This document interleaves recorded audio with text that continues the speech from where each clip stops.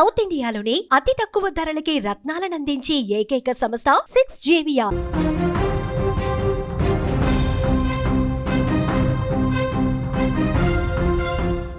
Drunk and drive పై ఎన్ని అవగాహన సదస్సులు నిర్వహించినా, పోలీసులు వేలలో జరిమానాలు విధిస్తున్నా, కోర్టులు జైలు శిక్షలు వేస్తున్నా, కొందరు తాగుబోతు రాక్షసుల్లో మాత్రం ఏమాత్రం మార్పు రావడం లేదు. పీకల దాగా తాగి మైకంలో వాహనాలు తోలుతూ రోడ్లపైకి వస్తున్న ఉన్మాదుల్లా మారుతున్నారు అనడానికి తాజాగా రాజమండ్రిలో చోటు చేసుకున్న ఒక భయంకర ఘటన ఇందుకు సజీవ సాక్ష్యం. ఓ మతోన్మాది రాక్షసత్వానికి ఓ మెడికల్ కాలేజీలో పీజీ చదువుతున్న ప్రియాంక అనే వైద్య విద్యార్థిని చావుబతుకుల మధ్య కొట్టుమిట్టాడుతోంది. రాజమండ్రిలోని ప్రసాద్ ఆదిత్య మాల్ వద్ద ఈ భయంకర ఘటన జరిగింది. నామవరానికి చెందిన దాస్యంత్ జోసెఫ్ అనే ఇద్దరు యువకులు పీకల దాకా మద్యం సేవించి మాల్ లోపలికి వెళ్లేందుకు ప్రయత్నించారు. అయితే వారి ప్రవర్తన మద్యం మత్తును గమనించిన మాల్ సెక్యూరిటీ సిబ్బంది వెంటనే అప్రమత్తమయ్యారు. వారిని లోపలికి అనుమతించకుండా అడ్డుకొని బ్రీత్ ఎనలైజర్ పరీక్ష నిర్వహించే ప్రయత్నం చేశారు. పీకల దాకా తాగి ఉన్న ఆ యువకులకు సెక్యూరిటీ సిబ్బంది వారించడం అహంకారానికి దెబ్బలా అనిపించింది. అప్పటికే మైకంలో ఉన్న వారికి అహంకారం తలకెక్కింది.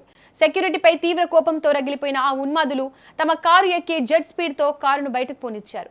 అదే కోపంతో రోడ్డుపై వెళ్లే అమాయకుల ప్రాణాలను తీసేందుకు తెగబడ్డారు. సరిగ్గా అదే సమయంలో మాల్ గేటు ముందు నుంచి ఒక స్కూటీపై GSL మెడికల్ కాలేజ్ పీజీ విద్యార్థిని ప్రియాంక తన స్నేహితుడితో కలిసి వెళ్తోంది. మాల్ బయటకు అతివేగంతో దూసుకొచ్చిన కారు మొదట ఆ స్కూటీని బలంగా ఢీకొట్టింది. అంతటితో ఆగారా? లేదు. సీసీటీవీ ఫుటేజ్ పరిశీలిస్తే ఒళ్ళు జలధరించే నిజాలు బయటపడ్డాయి. మొదటగా ప్రియాంక ప్రయాణిస్తున్న స్కూటీని ఢీకొట్టారు. అయితే అది క్యాజువల్ గా జరిగింది అనుకుని వాళ్ళు సైలెంట్ గా ఉన్నారు. మళ్ళీ సెకండ్ల వ్యవధిలో మరోసారి ఢీకొట్టారు. ఇక మూడోసారి మరింత స్పీడ్ గా కారును ముందుకు పోనిచ్చారు. అయితే ఆ దెబ్బకి స్కూటీ వెనకాల కూర్చున్న ప్రియాంక కింద పడిపోయింది. దీంతో ఆమె తలపై నుంచి కారు వేగంగా వెళ్లడంతో ప్రియాంకకు తీవ్ర గాయాలయ్యాయి. ప్రస్తుతం ఆసుపత్రిలో చావుబతుకుల మధ్య ప్రియాంక కొట్టుమిట్టాడుతోంది.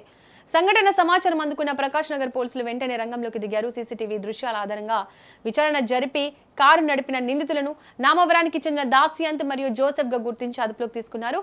పోలీసులు జరిపిన పరీక్షల్లో నిందితులు పీకల దాకా మద్యం తాగి ఉన్నట్లు నిర్ధారణ అయింది. అయితే కేవలం వీరికి మద్యం మత్తు మాత్రమే కాదు, వీరికి ఉన్న ధనహంకారం, చట్టాలంటే భయం లేకపోవడమే ఈ ప్రమాదానికి కారణమని స్థానికులు మండిపడుతున్నారు.